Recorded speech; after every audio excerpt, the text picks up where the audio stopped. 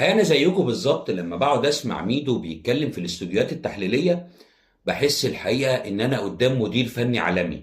لكن تعالى حط ميدو بقى جوه الملعب، كل سنه وانت طيب. يعني وقفه كده كمدير فني واتفرج على النتائج واداء الفرق وبتاع، يقول لك انا عندي فكر عالمي، لكن اللعيبه في مصر ايه يا معلم؟ ما تقدرش ان هي تطبقه. عشان كده الزمالك قرر للنجاحات المبهره اللي هو عملها في النطاق الاداره الفنيه وفي الاداريات، يعني انه يجيبه ويخليه موجود في لجنه الانقاذ، ولا معرفش مسمينها ايه.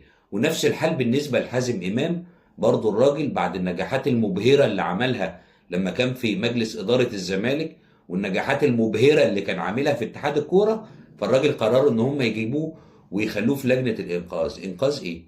يعني ده انتوا محتاجين حد ينقذ الجمهور منكم. يعني هو ده والله اللي احنا المفترض نقوله للناس كلها عشان يبقى واضح.